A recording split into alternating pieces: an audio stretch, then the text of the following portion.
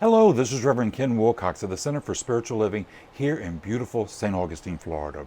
I wanted to come to you and share a story that I heard last week, and it's really about an amazing woman.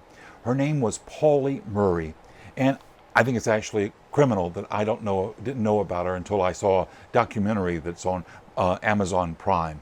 Be sure to look it up because she's really a fascinating woman. She was born around the turn of the century. She was African American. Soon after she was born, her mother died and her father went into a sanitarium for the rest of her life. She was shipped off to two maiden aunts in North Carolina, and fortunately, they fell in love with her. They saw her genius and they saw her potential, and they were also accepting of her special quirks of life.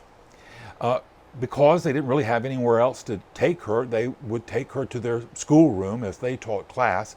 And even when she was very small, they realized that she was picking up the information that they were sharing with their students. She was a brilliant young woman, and she was an attractive young woman. Unfortunately, she was transgender.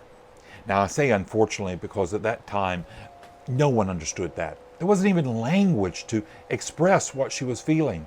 She went from doctor to doctor explaining that she just didn't really feel like her body reflected what she felt inside. And actually at one point she tried to get exploratory surgery to find out if she was indeed a male human. She didn't get, of course, a satisfactory answer, but she did go on to have a wonderful education in New York City. She graduated right at the height of depression, and there were no jobs available. She said at one point she would drink salt and water to try to kill the hunger pains. She went on the road and became a hobo riding the railroads. And she said it was very fortunate that she could pass for a male because nobody bothered her. She soon realized that she wanted to make a difference in the world, and she wanted to become a lawyer. And so she went to law school and she became a brilliant lawyer.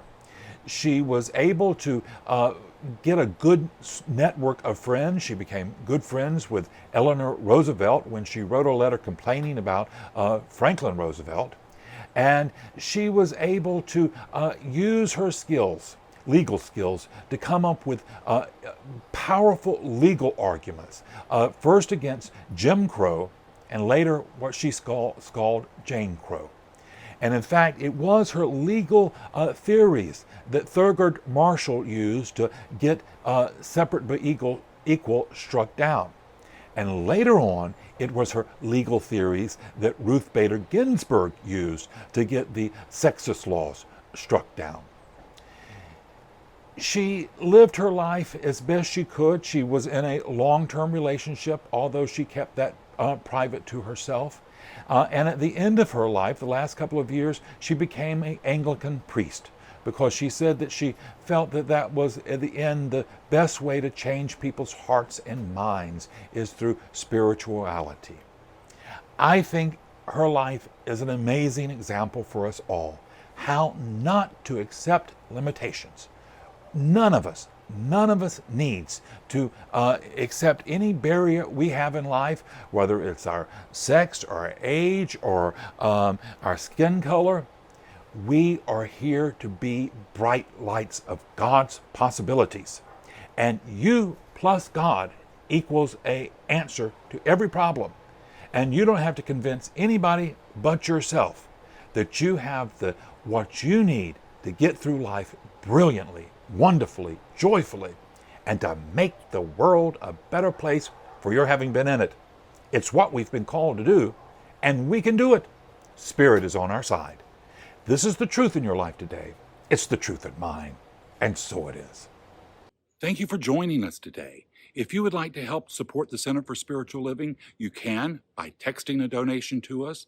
The number is 904-447-1171. That's 904-447-1171. Have a wonderful day.